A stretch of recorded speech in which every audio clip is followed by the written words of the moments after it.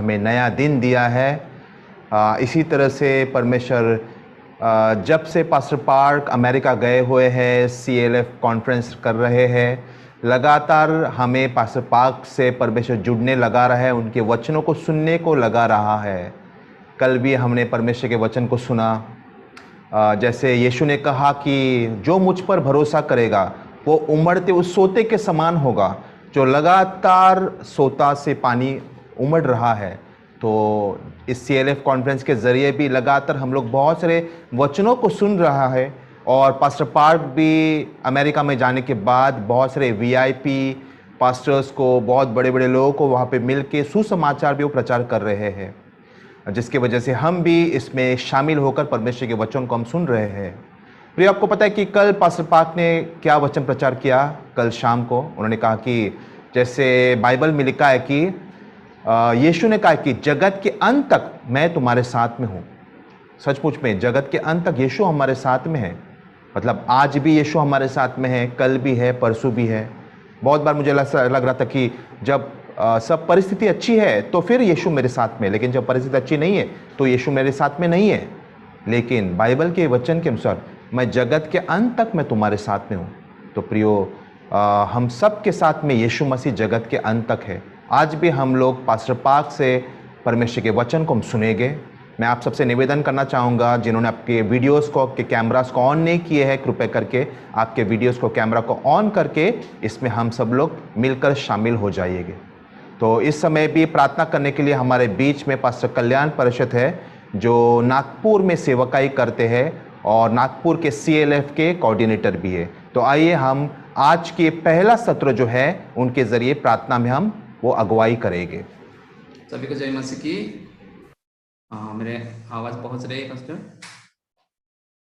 Okay, आइए हम सब लोग मिलके परमेश्वर से दुआ करते हैं और प्रार्थना करेंगे। हमारे प्यारे पिता परमेश्वर, हम आपको धन्यवाद करते हैं। आपकी सारी कृपा, दया और सारे कामों को याद करते हुए हम आपका धन्यवाद करते हैं। विशेष हम आपका धन्यवाद करते हैं आपके पुत्र यीशु मसीह की उस लहू के कारण, जिस लहू के कारण हम लोग उद्धार को पाया है और हमारा पापों से हम शुद्ध हुए, हम पवित्र हुए, धर्मी ठहरे गए और सर्वदा के लिए हम सिद्ध भी किए गए।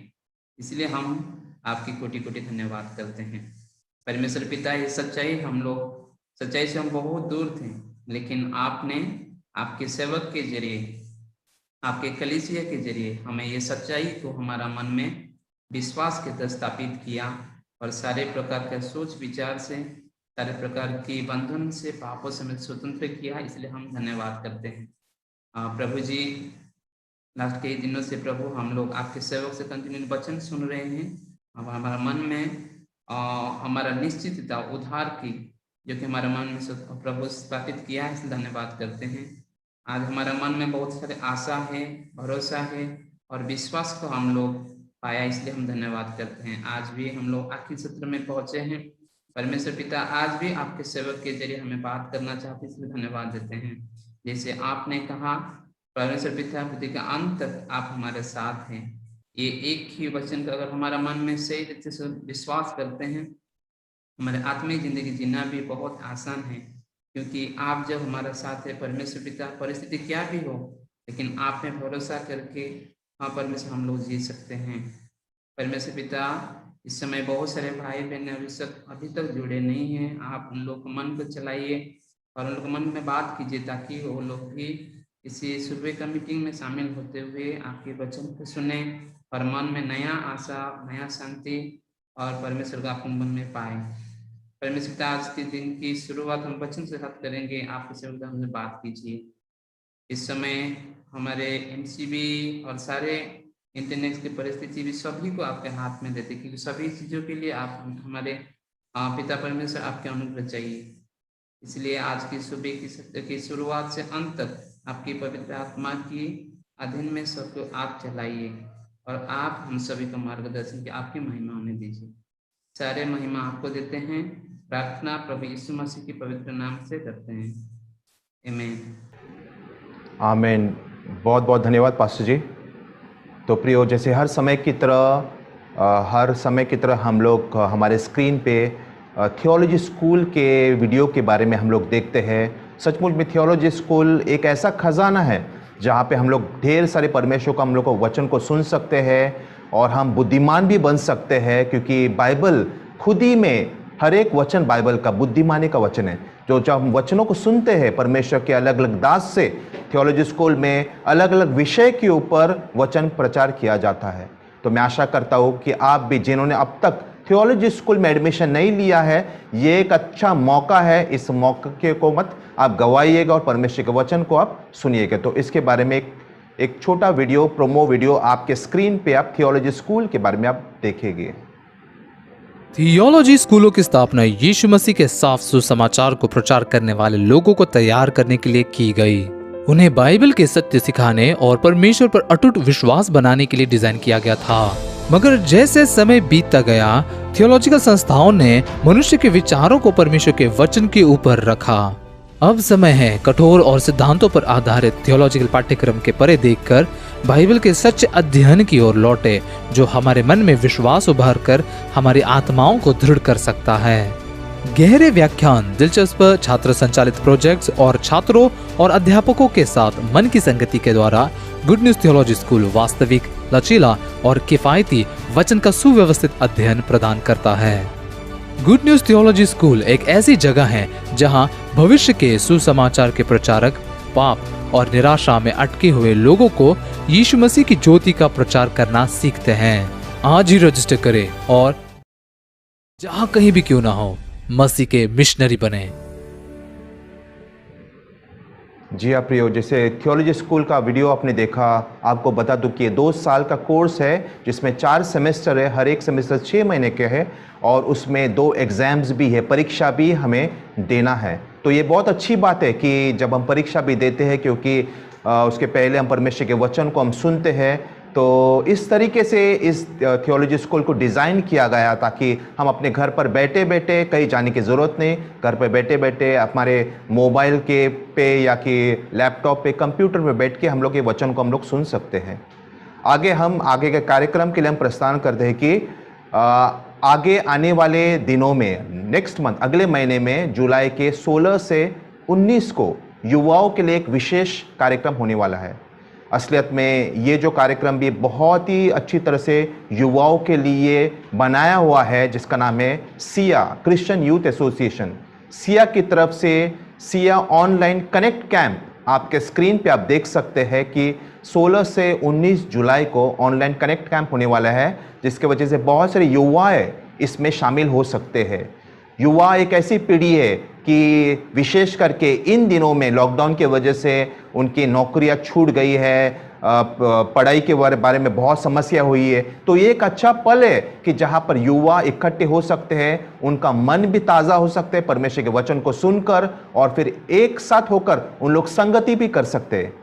मैं यही आप सब से निवेदन करना चाहता हूँ, पास्टर्स और लीडर्स और सारे भाई बहनों जो यहाँ पर इकट्ठे हुए, आपके यूथ्स को, आपके चर्च के युवाओं को इसमें आप जोड़ने के लिए लगा सकते हैं। और इसी यूथ कैंप के लिए हम वॉलंटियर्स भी देख रहे हैं, क्योंकि वॉलंटियर्स का भी एक अहम भूमिका है, जहां पर वो इस कैंप के बारे में प्रमोशन कर सकते हैं सोशल मीडिया के जरिए। और वॉलंटियर्स जो इसमें सहभागिता होंगे उनके लिए पार्टिसिपेंट सर्टिफिकेट्स भी दिए जा सकेंगे।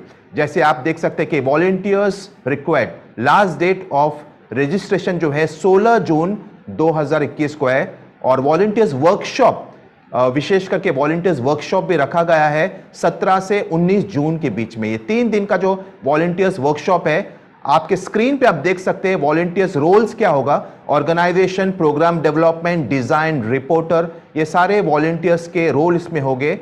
और बेनिफिट्स, जो फायदे वॉलंटियर्स को इसमें शामिल होने के बाद उनको मिलने वाले हैं, वो each participant will receive a certificate of appreciation और top 3 volunteers will receive exciting prizes. तो जो टॉप 3 वॉलंटियर्स है जो इसमें शामिल हो गए, उनको बहुत ही पारितोषिक, उनको तोहफे भी मिलेंगे।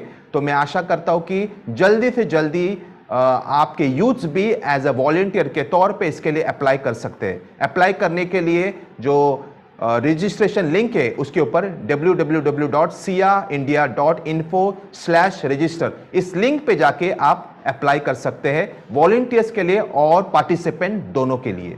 तो मैं आशा करता हूं कि बहुत सारे यूथ्स महाराष्ट्र के इर्द गिर्द से इसमें शामिल हो इस सिया ऑनलाइन कनेक्ट कैंप के लिए। आगे हम परमेश्वर के वचन को सुनने के पहले मैं आपको बता दूं कि ये जो मुख्य भाषा जो आप हिंदी में आप सुनोगे इसका ट्रांसलेशन, लेकिन अगर किसी को इंग्लिश में सुनना है तो लैंग्वेज इंटरप्रिटेशन रूम में जाके इंग्लिश को आप चुन के आप इंग्लिश में भी आप सुन सकते हैं। और हम परमेश्वर के वचन को सुनने के पहले हर समय की तरह ग्राशियस क्वायर का हम आनंद उठाते हैं। इस बार भी ग्राशियस क्वायर हमारे लिए 2 गीत लेकर आए हैं, तो आइए हम जोर से ग्राशियस क्वायर का तालियां बजाते हुए स्वागत करेंगे।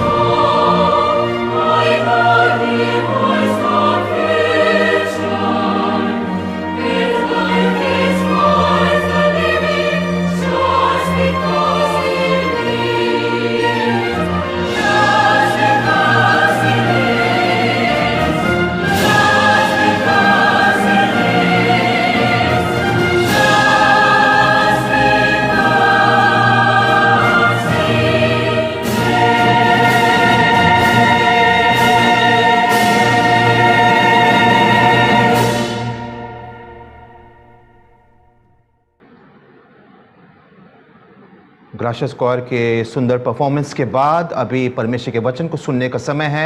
मैं आप सबसे निवेदन करना चाहूँगा, कृपया करके आपके वीडियोस को, आपके कैमरास को, अगर कोई विशेष कारण नहीं है तो आप ऑन करके आज के वचन को आप सुन सकते हैं। तो आइए हम जोर से ताले बजाते हुए रेवरेंड जेम्स ओएस पार्क का हम स्वागत करेंगे।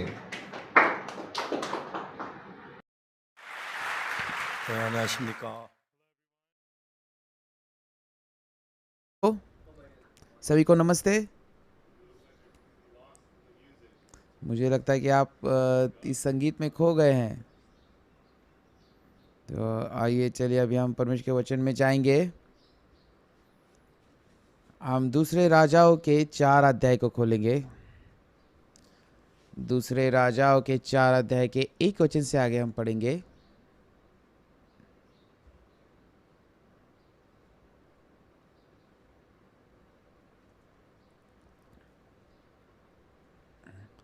अगर आपको मिला है तो हम 4 अध्याय के 1 वचन से मिलेंगे, पढ़ेंगे।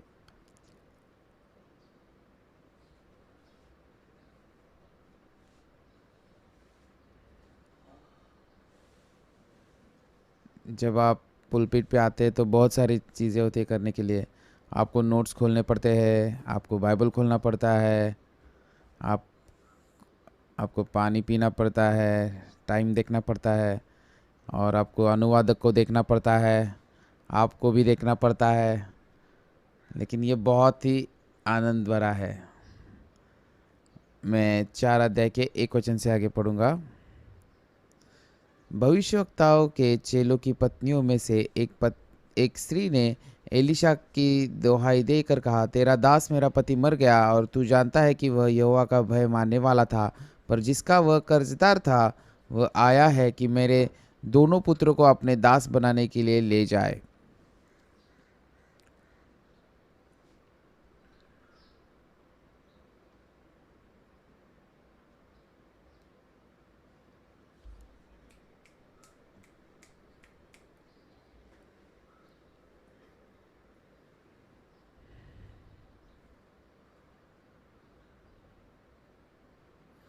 मुझे माफ़ कीजिए, मेरे चश्मे में भूल गया था। मुझे लगता है बहुत सालों में पहली बार ऐसा हुआ है। फिर से हम एक वचन से पढ़ेंगे। हम एक वचन सॉरी माफ़ कीजिए 2 वचन पढ़ेंगे।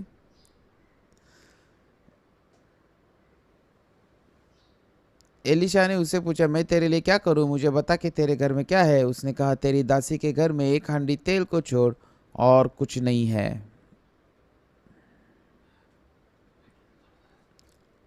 उसने कहा, तू बाहर जाकर अपनी सब पड़ोसिनी से खाली बर्तन मांग लिया और थोड़े बर्तन न लाना। फिर तू अपने बेटे समेत अपने घर में जा और द्वार बंद करके उन सब बर्तनों में तेल उंडेल देना, और जब भर जाए तो उन्हें अलग रखना।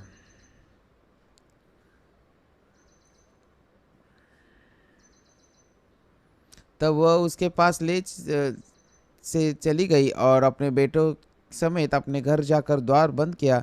तब वे तो उसके पास बर्तन लाते गए और वे उंडेलती गई। जब बर्तन भर गए तब उसने अपने बेटे से कहा, मेरे पास और भी ले आ। उसने उससे कहा, और बर्तन नहीं रहा। तब तेल रुक गया। तब उसने जाकर परमेश्वर के भक्त को यह बता दिया और उसने यह कहा, जा तेल बेचकर ऋण भर दे, और जो रह जाए तो उससे अपने पुत्रों सहित अपना निर्वाह करना। जब हम यीशु के अंदर प्रवेश करते हैं, जब आप आपका जीवन जीते हैं, जब आप पूरी तरह से यीशु के मन की दुनिया से अलग जीवन जीते हैं, और जिस वक्त आपका मन यीशु के मन से एक होता है, तो वो मनुष्य के लिए सबसे महत्वपूर्ण समय है। लेकिन वो समय इतना आसान भी नहीं होता कि जैसे बहुत ही परमेश्वर के अनुग्रह के द्वारा जब आपका मन और यीशु का मन एक होता है, और उस वक्त से आप यीशु जैसे बन जाते हैं। तो हालांकि यीशु के जैसे आप बन गए, जैसे मैं जैसे यहाँ पर जोसेफ पास्टर के साथ खड़ा हूँ, और लेकिन जिस जगह पर हम खड़े वो पूरी तरह से बहुत ही अलग है। मैं ऐसे खड़ा हूँ, मैं ऐसे भी खड़ा रह सकता हूँ, मैं ऐसे भी खड़ा रह सकता हूँ। बहुत सारी अलग अलग पोज है जिसमें हम खड़े रह सकते हैं। लेकिन और मन की दुनिया जो है इससे भी बहुत उलझन भरी है।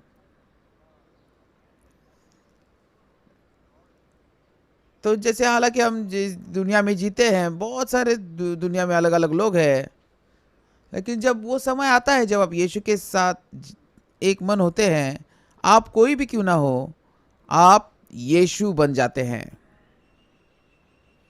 तो ये सबसे अद्भुत है।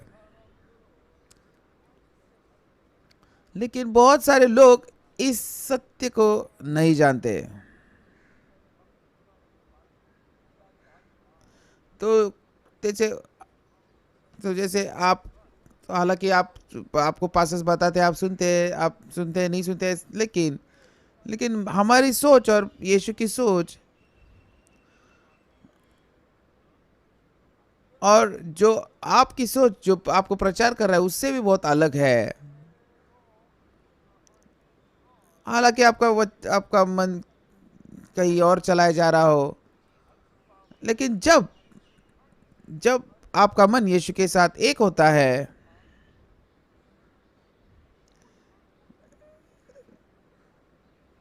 तो आपका मन यीशु के साथ बहना ये मतलब कभी कभी मुश्किल होता है। तो बहुत सारे हमारे शरीर की लालसाएं होती है।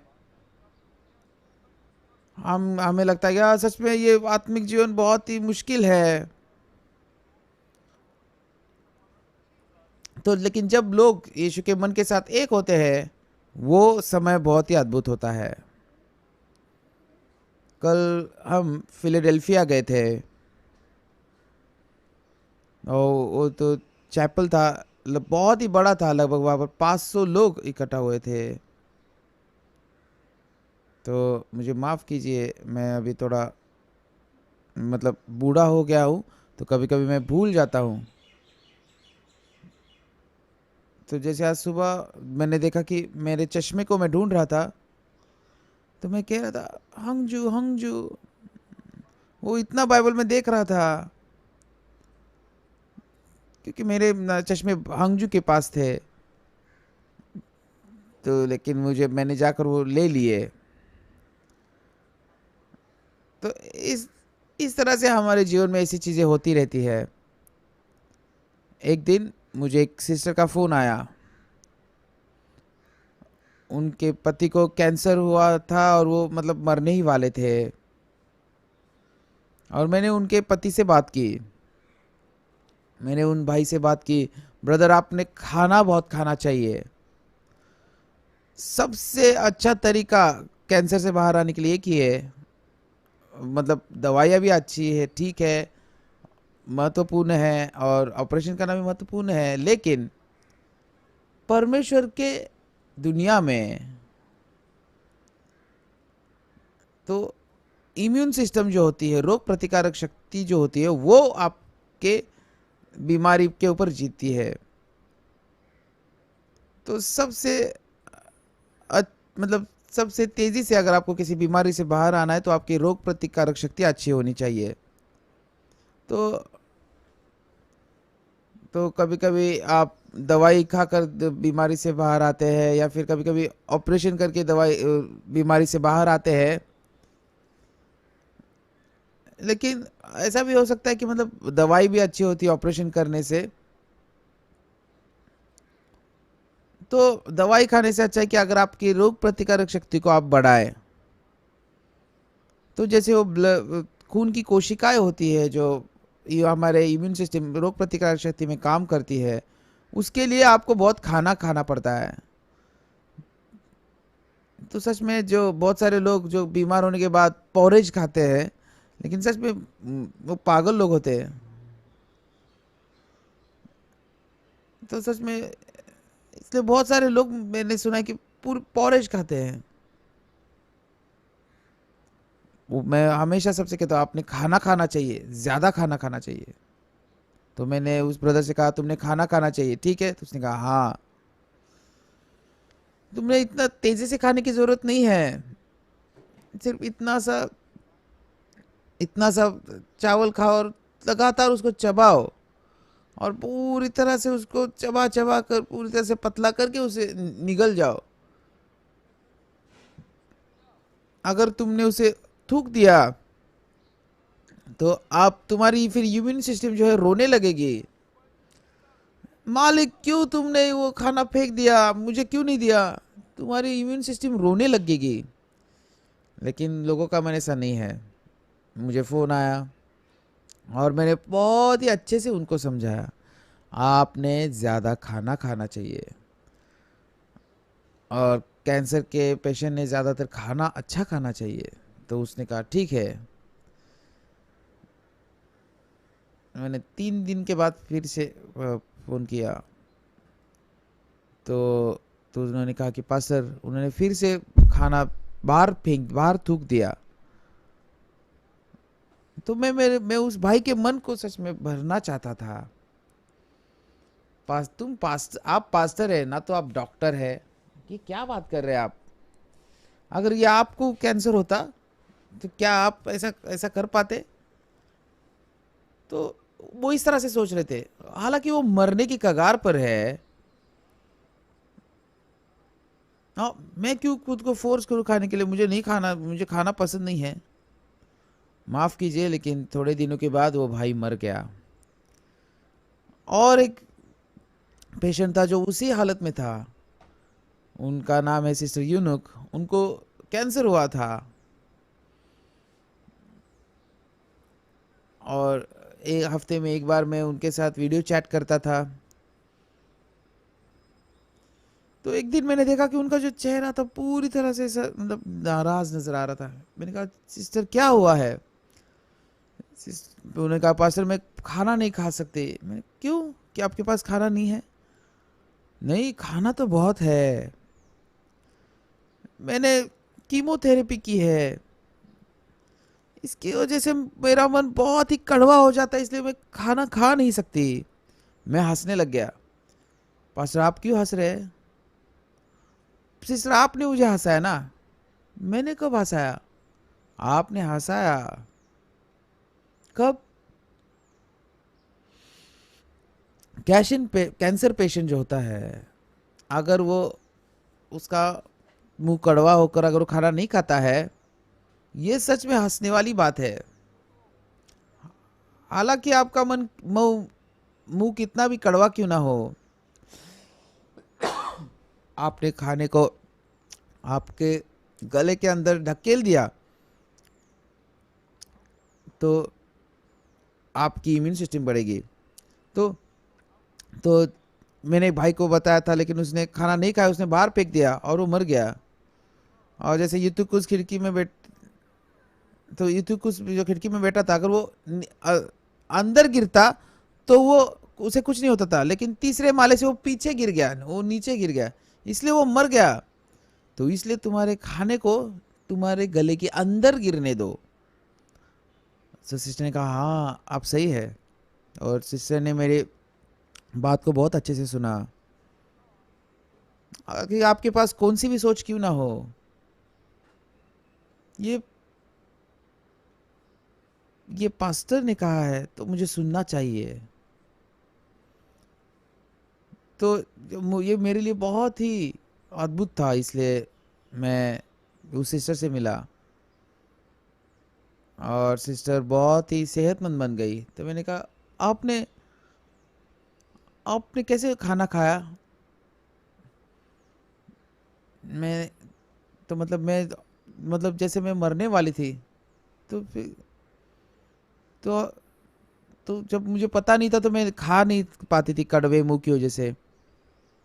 तो उसने सिस्टर ने क्या किया, मेरी बात सुनकर हर एक जगह पर उसके कमरे में हर एक जगह पर उसने खाना रखा, और जहाँ पर भी वो कमरे में घूमती थी वो लगातार उसने वो खाना उसने शुरू किया।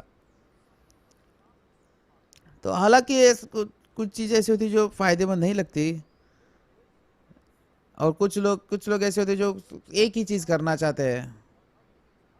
तो यीशु से मिलने के लिए आपके पास कौन सा मन होना चाहिए? नहीं, मुझे नहीं करना है, और आप पूरी तरह से बदल जाते हैं कि यीशु ये चाहता है। वो व्यक्ति पहाड़ों में रहकर भी खुश रह सकता है, वो रेगिस्तान में रहकर भी खुश रह सकता है, वो एक पत्थर पर बैठकर भी खुश रह सकता है। लेकिन अगर आपके पास यीशु के से अलग मन है, और जब आपके लालसाओं के द्वारा अगर आप चलाए जाते हैं, आप आपके बेडरूम में भी बहुत ही दयनीय होते हैं, आप पहाड़ों में भी पूरी तरह से दयनीय जीवन जिएंगे। तो सिस्टर को मैंने जो भी कहा, वो सिस्टर ने कहा हाँ आप सही है पास्टर। तो मैंने सिस्टर से कहा एक कार होती है, वो पेट्रोल के डीजल के बगैर नहीं चल सकती, तो उसे चलने के लिए उसके अंदर डीजल डालना पड़ता है। तो सिस्टर आपके लिए खाना मतलब उस डीजल की तरह है, इसलिए आपने खाना चाहिए। अगर आप नहीं खाएंगे तो आप मर जाएंगी। और जैसे उसने कहा वो बहुत ही सेहतमंद बन सके। अब वो मतलब नॉर्मल बन गई है, उस वक्त वो मतलब मौत की कगार पे थी। तो ऐसे ही परमेश्वर हमें बदलना चाहता है। तो सच में, लेकिन बहुत सारे जो परमेश्वर के वचन से भी ज्यादा बहुत सारे मेरी लालसा है, बहुत सारी मेरी पसंदीदा चीजें हैं, लोग ये सारी चीजें परमेश्वर के विरोध में हमें जीने लगाती है। पास्टर क्या करते हैं? तो मुझे माफ कीजिए, मैं पास्टर नहीं हूं, मैं फाइटर हूं। मैं भाइयों से लड़ता हूं, सिस्टर से लड़ता हूं, और जब पास्टर जीतता है वो खुशी भरा जीवन जीते हैं। अगर वो जीतते हैं वो दयनीय बन जाते हैं। ये एक प्रिंसिपल है, क्या आपको पता है? ये एक प्रिंसिपल है, एक सिद्धांत है। एक भविष्यवक्ता की पत्नी थी। एक दिन इस स्त्री ने शादी की और उसको 2 बेटे हुए और बहुत ही खुशी से जी रहे थे। और वो जो भविष्यवक्ता का चेला था वो एलिशा से मिला, और उसके एलिशा के द्वारा वचन सुनकर वो पूरी तरह से उसके वचनों में गिर गया। मुझे नहीं पता था। बाकी की चीजें तो मुझे पता थी, लेकिन सच में मैं परमेश्वर से बहुत दूर था। कैसे मैं परमेश्वर के बारे में इतना नहीं जान सकता था। और उसका मन पूरी तरह से भविष्यवक्ता एलिशा के द्वारा चलाया गया। जैसे ही वो वचन को सुनता था, उसका मन जीवित हो जाता था। एक दिन रात का समय था, वो जो उसका पति था उसने उसकी पत्नी से कहा, और मैं तुम्हें बताना चाहता था, कुछ चीजें हैं। क्या हुआ बताइए।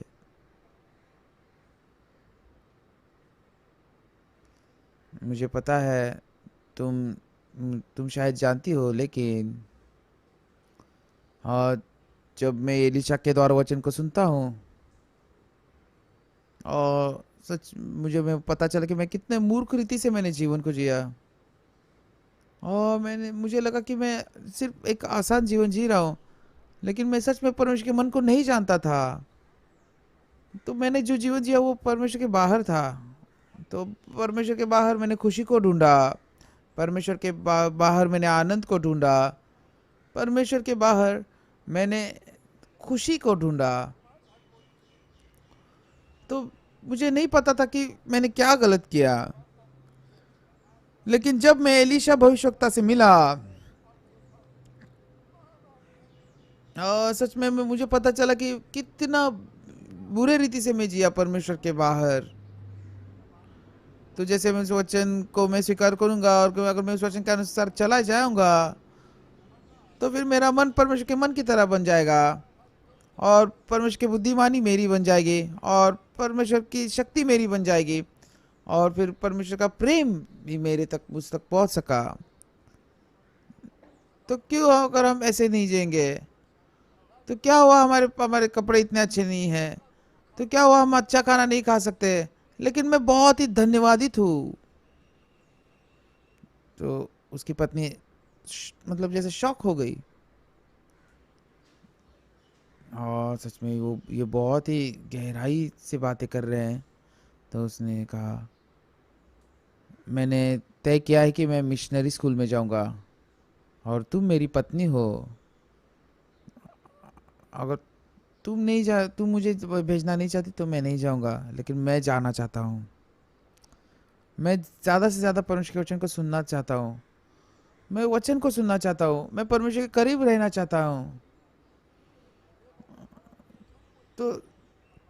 तो मेरा शरीर मैं परमेश्वर को देना चाहता हूँ। लेकिन उसकी पत्नी को पसंद नहीं था। सच में वो दिन आ ही गया। उसने कुछ जवाब नहीं दिया और वो बहुत ही गहरे सोच में गिर गई। अगर मैं नहीं कहूँगी, मेरा पति नहीं जाएगा। लेकिन मेरा फिर पति मेरा बहुत ही दयनीय बन जाएगा। अभी देखो वो कितना खुश है। ठीक है, मैं भी जाऊंगी, मैं भी सीखूंगी। तो उसने कहा, कैसे ये मूल्यवान मन तुमने पाया? और मैंने पहली बार तुमसे खुशी की बातें सुनी है। हालांकि उसको इतना महसूस नहीं हुआ था, लेकिन वो उसके पति को अच्छी बातें कहना चाहती थी। हाँ, हमें जाना चाहिए मिशन स्कूल, लेकिन एक समस्या है। लेकिन मेरे पास तुम्हारे जैसा विश्वास नहीं है। जैसे मेरे पास तुम्हारे जैसा विश्वास नहीं है, और मैं तुम्हारे साथ भी जाऊंगी। तो कृपया करके मुझ पर जोर मत डालो। मैं तुम्हारे साथ आऊंगी। मैं बहुत खुश हूँ कि तुम मिशन स्कूल जाना चाहते हो।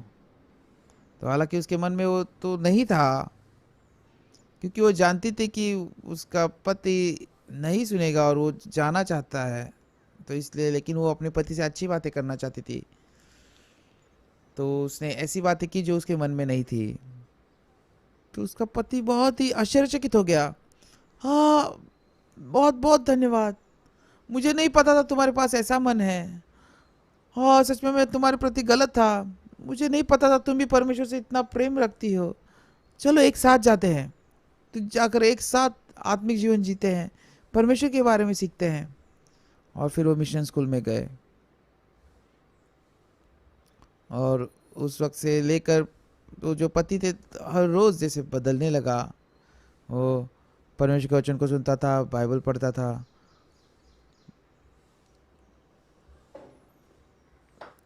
लेकिन ऐसे पत्नी ने ऐसे नहीं किया। तो उसके मन के साथ एक करने की उसने कोशिश की, उसके पति के मन के साथ एक करने की कोशिश की। तो उतना वो परमेश्वर से प्रेम रखती थी, उतना वो आत्मिक जीवन को पसंद नहीं करती थी। उसको संसार पसंद था, उसे शरीर पसंद था, उसे उसकी इच्छाएं अच्छी लगती थी, उसको उसका जीवन पसंद था। तो फिर उसके बाद उसके मन को उसने छुपाना शुरू किया। तो वो समझ सकती थी कि उसका पति कितना खुश है और धन्यवादित है। हालांकि मेरे पत्नी के पास विश्वास नहीं है, लेकिन उसके मन से वो मेरे साथ रहना चाहती है। और मैं बहुत ही धन्यवादित हूँ ऐसी पत्नी के लिए। अगर वो मुझसे झगड़ कर भाग गई तो क्या क्या होगा? तो जैसे उसकी पत्नी उसके साथ थी, उसका पति बहुत ही धन्यवादित था और वो अपने पत्नी से ज़्यादा प्रेम रखना चाहता था और वो फिर अपनी पत्नी के करीब जाना चाहता था। और जैसे वो परमेश्वर विश्वास करता था, वो बहुत ही धन्यवादित था। लेकिन उसकी पत्नी इतना महसूस नहीं कर पाई। तो हालांकि वो पति के जैसा बनना चाहती थी, लेकिन जैसे उसको चाहिए ऐसा नहीं हुआ, क्योंकि उसको शरीर पसंद था, क्योंकि उसको अभी भी संसार पसंद था। वो संसार में जाना चाहती थी। तो वो बाइबल पढ़ते समय सोती थी और प्रार्थना करते समय वो गहरी नींद से घूरती थी। और सच में वो बहुत ही, वो पति कहता रहा कि एक ना एक दिन वो बदल जाएगी, एक ना एक दिन वो बदल जाएगी। तो उन्होंने उनका जीवन मिशन स्कूल में शुरू किया। परमेश्वर ने कहा,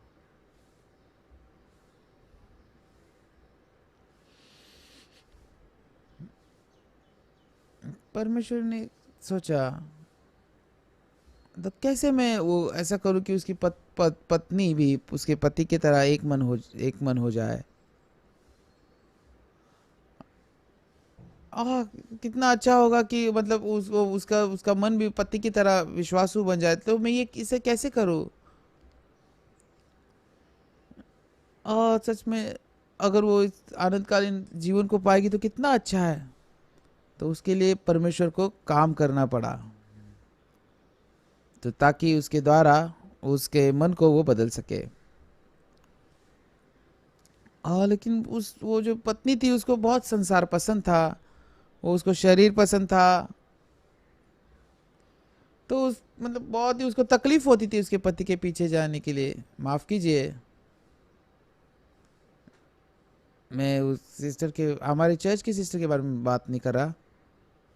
तो मैं उस स्त्री के बारे में बात कर रहा हूँ जो इस दूसरे राजाओं के 4 अध्याय के बारे में बात कर रहा है। ऐसा मत सोचिए कि पास्टर मेरे बारे में बात कर रहे हैं। तो हालांकि ऐसी सिस्टर होगी, लेकिन मुझे नहीं पता कौन है। लेकिन मैं अभी बात कर रहा हूँ, वो सिस्टर बाइबल में है, तो आप आराम से सुन सकते हैं। परमेश्वर वो पति पर भी प्रेम रखता था और उसके पत्नी पर भी प्रेम रखता है। लेकिन परमेश्वर चाहता था कि वो उसकी पत्नी भी परमेश्वर की ओर लौट आए। लेकिन उसकी पत्नी बहुत ही संसार को पसंद करती थी। बाइबल को पढ़ते समय भी उसका मन संसार में रहता था। तो हालांकि वो मिशन स्कूल में रहती थी, तो मतलब उसकी इच्छाएं बहुत होती थी।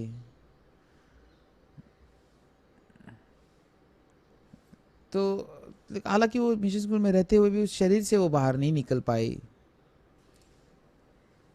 तो लेकिन परमेश्वर कुछ भी करके उसके ऊपर अनुग्रह ही बरसाएगा। इसके लिए परमेश्वर को उसके लिए काम करना पड़ेगा। उसने क्या किया? उसका पति अचानक से मर गया। क्यों? तो इस पत्नी के आत्मा के लिए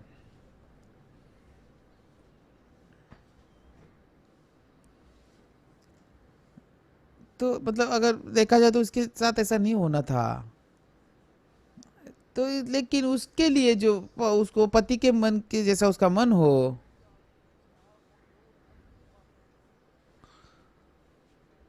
तो वचन के साथ रहते हुए वो अपने मन को संसार के द्वारा नहीं छुड़ाना चाहती थी। एक दिन उसके पति को परमेश्वर ने बुला लिया। तो हालांकि इतना सब कुछ हुआ, लेकिन क्योंकि परमेश्वर उसकी आत्मा को बचाना चाहता था, तो उसके पत्नी ने सोचा, मेरा पति शायद मेरी वजह से मरा। उसने परमेश्वर से बहुत प्रेम किया और उसने सुसमाचार से प्रेम किया। मैं क्यों ऐसी नहीं हूँ? मैं मेरे पति के जैसे बनना चाहती हूँ। सच में मैं कैसे ऐसी नहीं हूँ? सबसे महत्वपूर्ण चीज क्या है? संसार को प्रेम करने का मन वो शैतान ने दिया हुआ मन है। जो सच्ची शांति है, सच्ची खुशी है, वो परमेश्वर में है। तो जो स्त्री थी वो अभी भी उसको संसार पसंद था, उसकी इच्छाएं पसंद थी। हालांकि वो परमेश्वर के प्रेम को जानती थी, लेकिन हालांकि वो उसके पति की तरह बनना चाहती थी, लेकिन लेकिन उसकी इच्छाओं से बाहर नहीं निकल सकती थी, वो संसार से बाहर नहीं निकलना चाहती थी, और वो वैसे ही जीती रही। और एक दिन बहुत ही अद्भुत कुछ हो गया। हमें नहीं पता वो उसका पति कैसे मरा। उसका पति जो बहुत ही ठीक था, मुझे नहीं पता कुछ एक्सीडेंट हुआ या फिर उसको बीमारी हुई, लेकिन अचानक वो मर गया। तो वो जो स्त्री थी वो बहुत रोने लग गई, वो रोने लग गई, रोने लग गई, बहुत रोने लग गई। तो हालांकि जब पति था तभी उसके पास विश्वास नहीं था। अभी तो मेरा पति मर गया, अब क्या मेरे पास विश्वास रहेगा? मुझे यहाँ पर नहीं रहना चाहिए। तो उसने कहा माफ़ कीजिए, हालांकि मेरे पति के साथ, पति के जैसे मैं भी सुसमाचार काम करना चाहती हूँ, लेकिन मेरे पास विश्वास नहीं है। मैं यहाँ से निकलना चाहती हूँ, मुझे माफ़ कीजिए। और वो चर्च के भाई बहन थे, बहुत ही नाराज़ थे। और ये परमेश्वर विश्वास करना कितना सुंदर है, इसके अलावा कोई मार्ग नहीं है। हाँ सही है।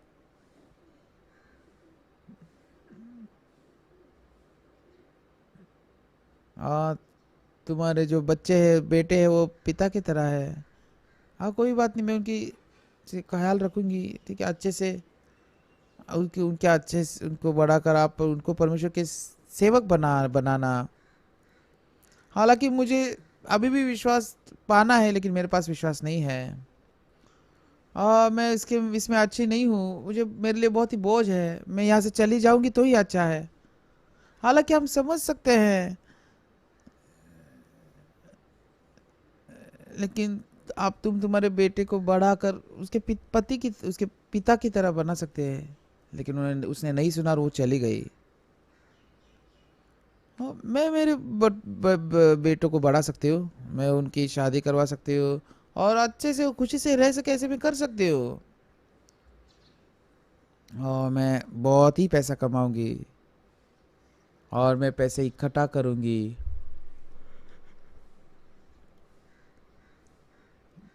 लोग ऐसे ही करते हैं। पैसे जो होते हैं, तो कोरिया में लोग पैसे को पैसा नहीं बुलाते, क्या बुलाते हैं? किंग सेजोंग बुलाते हैं।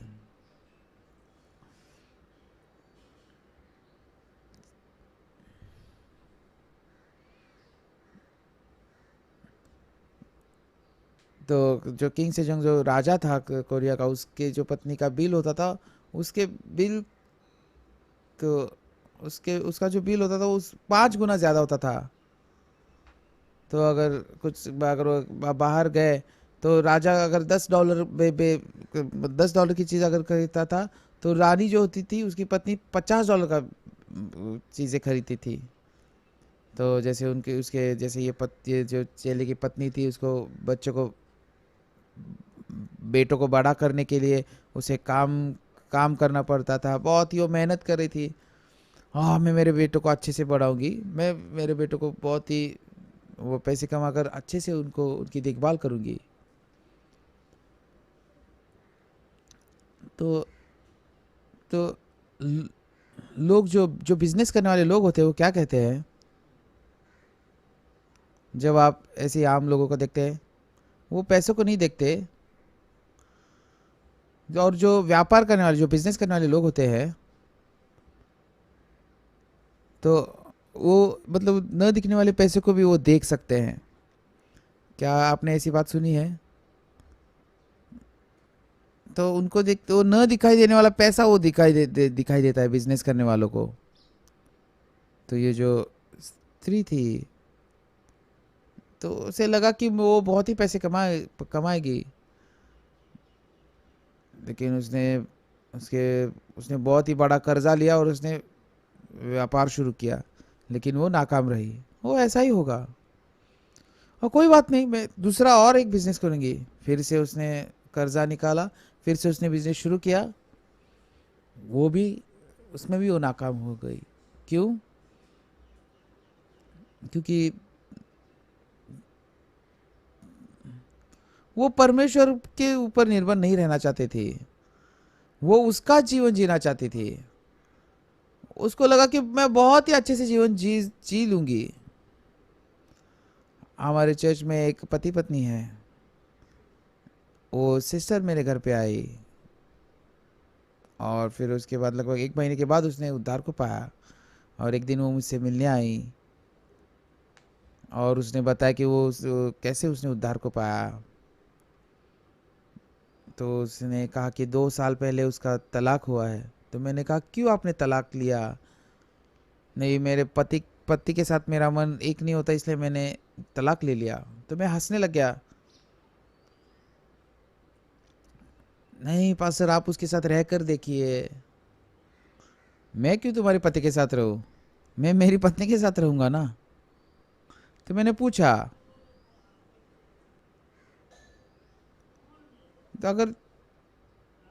तो क्या आप मुझे बताइए, अगर टीवी का आवाज़ बहुत बढ़ गया तो क्या आप टीवी को बाहर फेंक देते? नहीं, क्या करते? नहीं, आवाज़ कम कर देते। अगर अगर एसी बहुत ही ठंडा हो तो क्या आप उसको बाहर फेंक देते? नहीं, क्या करते? उसको एडजस्ट करते। सिस्टर, अब सही है। लोग जो है वो इस टेलीविज़न से या फिर एसी से ज़्यादा बहुत ही अच्छी मशीन है।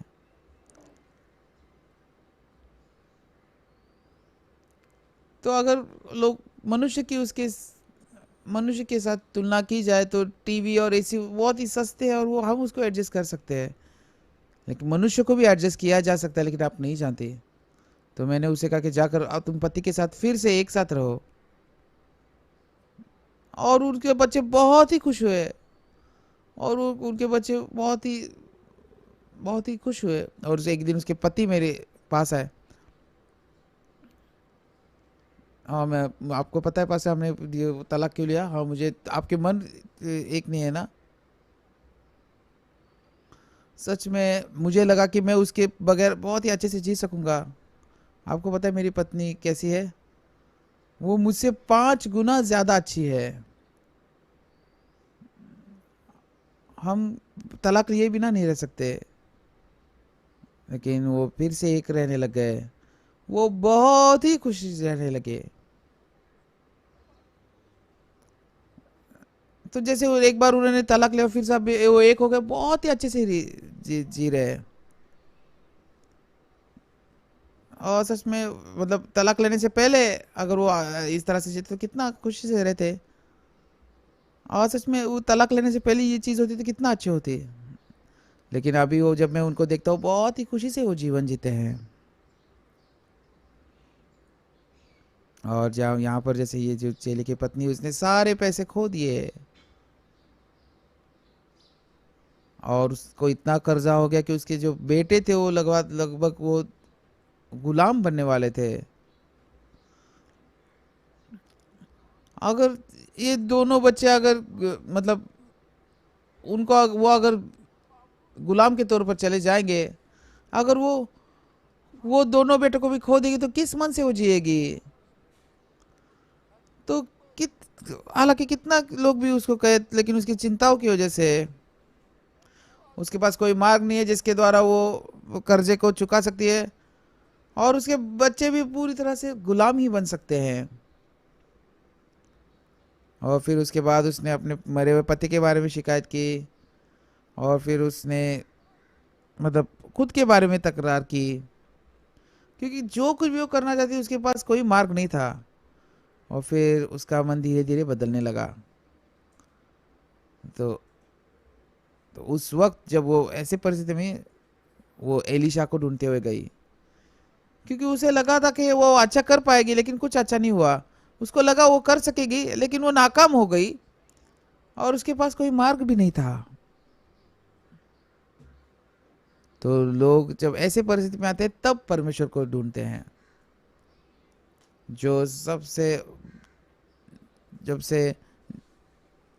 जो बुद्धिमान लोग होते हैं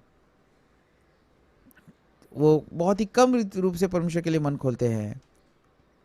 तो आज भी इस स्त्री की तरह बहुत सारे लोग वो खुद के ऊपर आशा रखते हैं और वो शरीर के पीछे जाते हैं। एलिशा ने कहा, मैं तेरे लिए क्या करूं?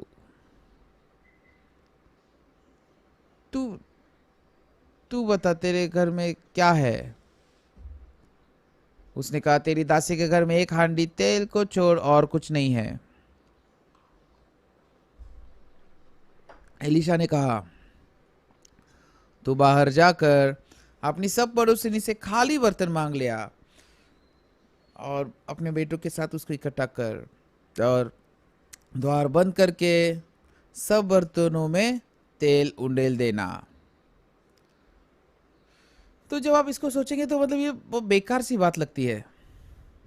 और सिर्फ एक एक एक हांडी तेल को छोड़ कुछ भी नहीं है और पड़ोसियों से जाकर खाली बर्तन लेकर आने के लिए कह रहा है। ये बेकार की बात है। परमेश्वर तो आपको जो आपके मन से मेल खाती हुई बात परमेश्वर कभी नहीं करता। परमेश्वर के मन की बात जो होती है वो परमेश्वर कहता है। परमेश्वर आपके मन के अनुसार नहीं कहता, परमेश्वर उसकी इच्छा के अनुसार करता है। क्यों? क्योंकि आपकी सोच से ज्यादा परमेश्वर की सोच बहुत ही बड़ी है, बहुत ही सत्य है और बहुत ही अच्छी है। इसलिए लोग उनकी सोच में वो सोचते हैं कि उनकी सोच सबसे अच्छी है। वो सोचते हैं कि परमेश्वर के सेवक के से अच्छी उनकी सोच है। और वो कहते हैं वे तो परमेश्वर सेवक ऐसा है वैसा है। वो परमेश्वर को नहीं ढूंढते। हाँ, अगर परमेश्वर है तो ऐसा क्यों हो रहा है मेरे साथ? तो इस तरह का समय भी इस स्त्री के साथ गुजरा। लेकिन सबसे महत्वपूर्ण बात क्या है? और मतलब हालांकि लेकिन वो स्त्री थी जो परमेश्वर के सेवक के पास लौट आई। बहुत सारे लोग होते हैं जो वापस लौट कर नहीं आते और वो उनका जीवन पूरी तरह से अंधकार में जीते हैं। तो एक हांडी तेल है और कुछ नहीं है। अगर जब उसको ढूंढे लेंगे तो उतना ही गिरेगा। तो मतलब उसके साथ एक बैरल तो नहीं भर सकता। और अब मेरे पास एक हांडी तेल है। अगर एक हांडी तेल में तो उसकी किसी बर्तन में डालोगी तो खत्म हो जाएगा उतने में, और फिर बाकी सिर्फ बर्तन ही बचेंगे। ये तो बेकार सी बात है। पहले उसको लगा कि वो बहुत ही होशियार है और क्योंकि उसने नहीं सुना और उसकी सोच की सुनी, लेकिन वो हर एक चीज में नाकाम हुई। लेकिन अब उसका मन ऐसा है कि वो सुने बिना नहीं रह सकती।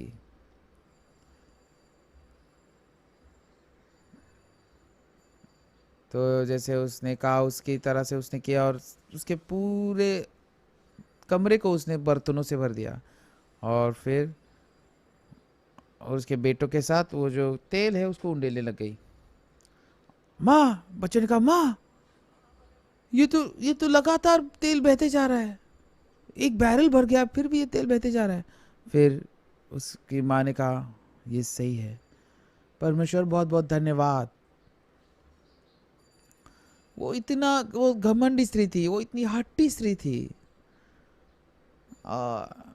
सच में जब परमेश्वर काम करता है, ऐसा नहीं है कि परमेश्वर काम नहीं करता। तो सच में परमेश्वर काम करता ही है। तो इस स्त्री का मन बदलने के लिए उसका पति मर गया और वो कर्जदार हो गई और फिर उसके बच्चे गुलाम बनने पर की कगार पर थे, तब उसका मन बदल सका। ये हमारे मनुष्य की कहानी है। आज भी बहुत सारे लोग इस भविष्यवक्ता के चेले की पत्नी की तरह जीते हैं। अभी भी उनके मन में वो नाकाम मार्ग है। वो उनके मार्गों से जीते, उनके तरीकों से जीते हैं। तो हाँ, सच में हालांकि लेकिन मैं इसमें अच्छा हूँ, उसमें अच्छा हूँ, मैं ये अच्छा कर सकता हूँ, ऐसे वो कहते हैं। अगर वो शुरुआत से ही इस मन से जीती तो उसका पति भी नहीं मरता और उसको कर्जे में भी जाने की जरूरत नहीं पड़ती, उसके बच्चे भी गुलाम नहीं होते। तो लेकिन आप में से अगर अगर आप आपके पति के साथ जीते हैं और जो लोग खुश रहते हैं, सच में आप लोग सब लोग बहुत ही आशीषित लोग हैं, क्योंकि परमेश्वर हमसे प्रेम रखता है। तो हालांकि उसका पति मर गया, लेकिन परमेश्वर ने उसकी पत्नी को चलाया, और उसके बाद वो पत्नी बहुत ही धन्यवादित हो सकी। माँ 3 बैरल भर चुके हैं। सही है, सही है, तेरे पिता जो कहते थे वो सही है। और सच में हमने ऐसे जीना चाहिए था। और सच में मैंने मेरी सारी सोच को फेंक कर जीना चाहिए था, परमेश्वर के ऊपर विश्वास करके जीना चाहिए था। तो सच में लेकिन मेरे पास विश्वास नहीं था। हालांकि ये एक हांडी तेल से इतने सारे बर्तन बन गए, ये बात मेल नहीं खाती। लेकिन जब मैंने मेरी सोच का पीछा किया, जब मुझे लगा कि मैं खुश रह सकती हूँ, तो सच में जब मैंने मेरी सोच को फेंका तो मैंने देखा कि ये परमेश्वर का वचन कितना खुश है। लेकिन मैं शैतान के द्वारा फंसाई गई और मैंने ये विश्वास का जीवन नहीं जिया। और सच में मैं ऐसे, मेरा पति मरने से पहले ऐसे जीती तो कितना अच्छा होता। मेरा पति मरने के बाद मैं कितनी दुखी थी। उसके बाद उस स्त्री को पता चला।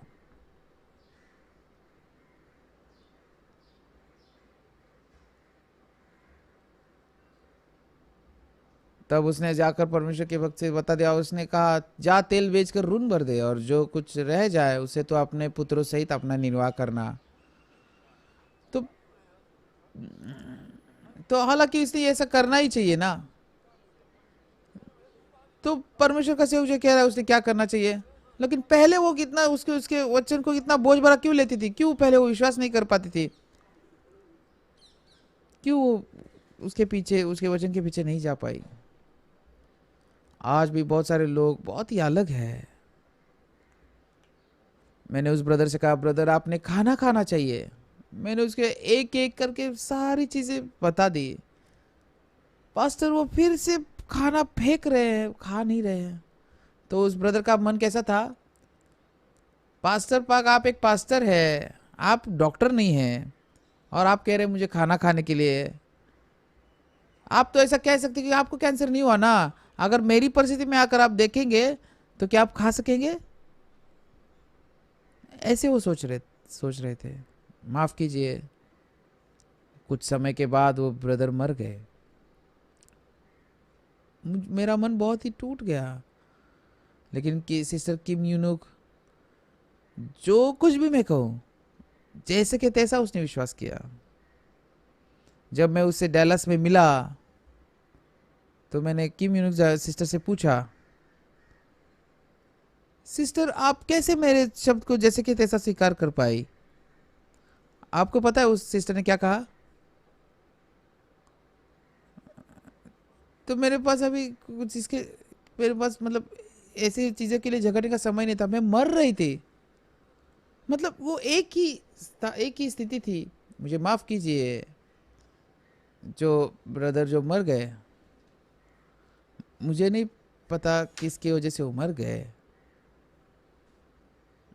लेकिन आखिर में उसके तरीकों के द्वारा जीने की वजह से वो मर गए। पास्टर पाक, आप डॉक्टर नहीं हैं, आप तो पास्टर है। अगर आपके को कैंसर होता ना तो क्या आप ऐसा कहते? आपको पता है मेरा मुंह कितना कड़वा है? हाँ, कभी आपको कैंसर हुआ है? आप सिर्फ बात करते हैं, आप सिर्फ पास्टर इसलिए बात करते हैं। ऐसे वो सोच रहा था भाई, इसलिए उसने खाना नहीं खाया। और अगर आप खाना नहीं खाते, आपकी जो रोग प्रतिकार शक्ति है उसके अंदर कुछ नहीं होता, फिर आपको मरना ही पड़ता है। कोई दूसरा मार्ग है ही नहीं।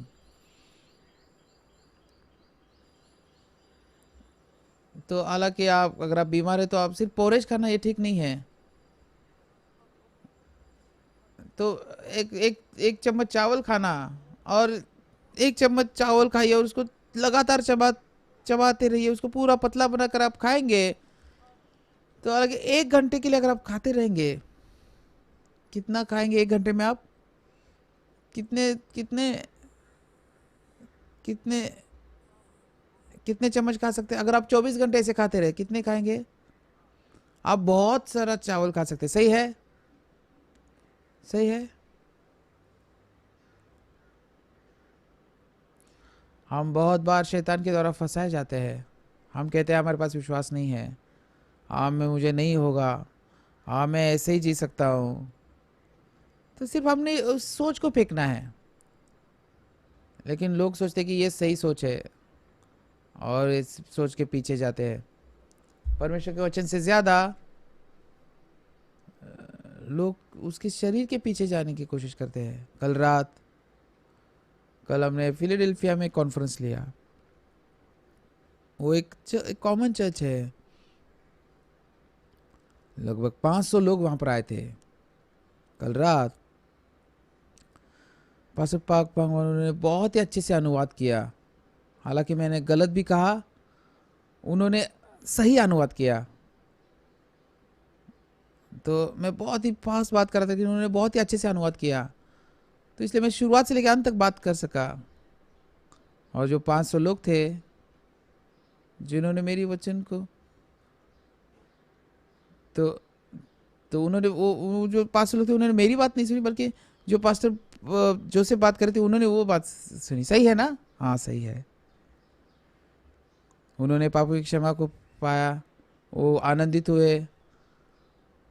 और सच में मैं ये आशा रखता हूँ मैं, हालांकि मैं करूँ या पास्टर पाक भगवान करे या परमेश्वर करे,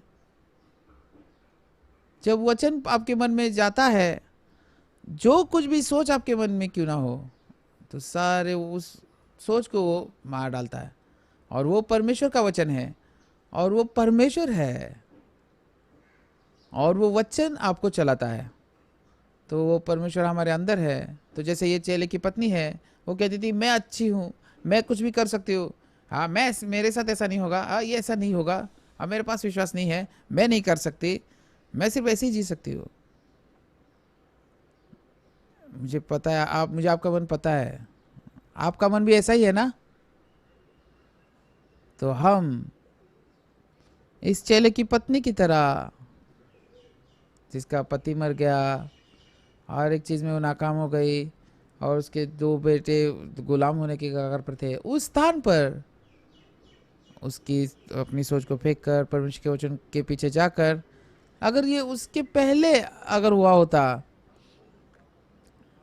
जब एक साथ वो पति के साथ एक साथ वो विश्वास के साथ काम करते, वो कितना खुश होता। परमेश्वर उनको कितना खुश रख सकता था, कितना वो खुशी से जी सकते थे। परमेश्वर के कामों में परमेश्वर दुख देता है, तकलीफ देता है, बीमारी देता है। क्यों? क्योंकि हमारे मन को नम्र करने के लिए।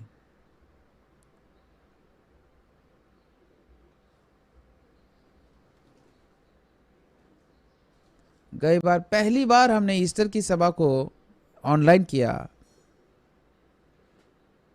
तो हमने 6 अलग अलग भाषाओं में अनुवाद किया, Russian, Chinese, English, Spanish, France और कोरियन।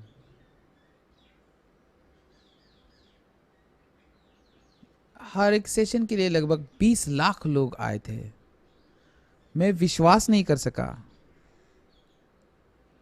जब कोरोना की वजह से लोग तकलीफ में थे, बहुत सारे लोग खालीपन में थे, उन्होंने परमेश्वर के वचन को सुना और परमेश्वर और अपने मन को बदल दिया। सच में ये सपने की तरह है। फरवरी में हमने सॉल के प्रेस सेंटर में प्रेस कॉन्फ्रेंस ली। मुझे नहीं पता था, पहली बार स्क्रीन पर तो ब्राज़ील की जो राष्ट्रपति की पत्नी थी, उन्होंने कांग्रेचुलेटरी मैसेज दिया। जो रिपोर्टर्स थे वो बहुत ही आश्चर्यचकित हो गए, वो सारे फोटो खींचने लगे थे उसके बाद। और पूरे दुनिया के मशहूर टीवी स्टेशन जो थे, और वो सारे लोग आए, उन्होंने कांग्रेचुलेटरी मैसेज दिया। और केबीसी, एनबीसी, मतलब इसकी मतलब ये पास भी नहीं है। बहुत परमेश्वर ने सच में बहुत सारे लोगों का मन बदल दिया। तो ऐसे नहीं कि हमने ये कोशिश की और ऐसा हुआ, बल्कि जो सुसमाचार हमारे पास है वो बहुत ही मूल्यवान है। बहुत सारे लोग सुसमाचार के सेवक बने, लेकिन और उन्होंने सुसमाचार के मार्ग को फेंक कर वो खुद के मार्गों से जिए और चर्च को गाली देते हुए, चर्च को कुछ ये वो कहते हुए। मेरे पास समय नहीं है वो लड़ने के लिए, मैं सिर्फ सुसमाचार की बात करता हूँ। मैं बहुत धन्यवादित हूँ। परमेश्वर ने बहुत सारे सुसमाचार के मार्ग खोले और कई साल में के ठंड के समय में हमने लगभग 676 ब्रॉडकास्टिंग स्टेशंस के द्वारा हमारे सारे प्रचारों को उन्होंने प्रसारित किया, और अब मेरे सारे रविवार की सब प्रचारों को भी उन्होंने प्रसार किया। और सच में अभी मैं एक स्टार बन गया हूँ। तो मतलब मैंने खुद होकर कभी कोशिश नहीं की, लेकिन परमेश्वर ने ये काम किया, और परमेश्वर के प्रति मैं बहुत धन्यवादित हूँ जिसने हमें ये सुसमाचार दिया। ये सुसमाचार बहुत ही मूल्यवान है। जब हम ये सुसमाचार को प्रचार करते हैं, मैं सिर्फ सुसमाचार को प्रचार करता हूँ, तो जिधर हर एक चीज में परमेश्वर ने मेरी मदद की। बहुत पहाड़ों जैसी समस्याएं आई, लेकिन जब मैंने सुसमाचार प्रचार किया, परमेश्वर ने सारे समस्याओं को रोक दिया। तो सच में कभी कभी मैं सोचता हूँ और इन समस्या के बारे में सोचता हूँ, लेकिन जब मैं दूसरे दिन फिर से इस पोडियम पर खड़ा रहकर फिर से समाचार प्रचार करता हूँ, मैं खुश होता हूँ। और मैंने भी बहुत सारी गलतियाँ की है, मैं भी कभी कभी शरीर में गिरा हूँ, लेकिन परमेश्वर को फिर से मुझे उस समाचार के मार्गों में लेकर आते हुए देख मैं बहुत ही धन्यवादित हूँ। और यहाँ पर ये भविष्यवक्ता के चेले की पत्नी, उस वक्त मैं कितनी गलत थी। और जब मेरा पति जिंदा था, मेरे पास क्यों ऐसा मन था? अगर मेरे पास ऐसा मन होता, अगर मेरे पास विश्वास का मन होता तो कितना अच्छा होता। मैं कितनी मूर्ख हूँ, ये वो कहने लग गई। तो मैं आप सबको बताना चाहता हूँ कि हम परमेश्वर के अंदर है, हम यीशु के साथ है। जब आप यीशु को देखिए और यीशु को खुद को दे दीजिए, बाइबल पढ़िए और परमेश्वर के वचन को स्वीकार कीजिए, और जब आपके अंदर वो यीशु प्रवेश करेगा, आप भी उस यीशु की तरह बन जाएंगे। और मैं आशा करता हूँ कि आप खुशी से सुसमाचार के लिए जिएंगे। आइए प्रार्थना करते हैं। हमारे पवित्र परमेश्वर पिता, हम बहुत ही धन्यवाद देते हैं और आपकी महिमा करते हैं। सच में हम पूरे अनंतकालीन बर्बादी पाने वाले थे, लेकिन परमेश्वर आपने उस बर्बादी से हमें बचाया, आपने हमसे प्रेम किया। हम बहुत धन्यवाद देते हैं परमेश्वर। सच में हम अभी इस सुसमाचार के अंदर है। शैतान हालांकि हमको शरीर की ओर खींचता है, लेकिन परमेश्वर आप हमें आपके मार्गों में चलाइए। और सच में परमेश्वर के मन को स्वीकार करके और परमेश्वर हमारे अंदर काम करे, आप ऐसा कीजिए। परमेश्वर आज का दिन आप आशीषित कीजिए और आपका अनुग्रह में दीजिए। हम आपको धन्यवाद देते हैं। यीशु के नाम से मैंने प्रार्थना की, आमीन। बहुत बहुत धन्यवाद। बहुत बहुत धन्यवाद। आइए हम फिर से पास्टर पाक के लिए तालियां बजाते हैं कि जिस तरीके से उन्होंने परमेश्वर के वचन को बताया। परमेश्वर यीशु मसीह हमारे साथ में है और लगातार हमारे अंदर है और वो काम कर रहा है। प्रियो, ये आज के सुबह का सत्र था। शाम के लिए आपको बता दिया जाएगा। तो आज के सुबह के सत्र के लिए हम यहीं पे समाप्त करेंगे। बहुत बहुत धन्यवाद।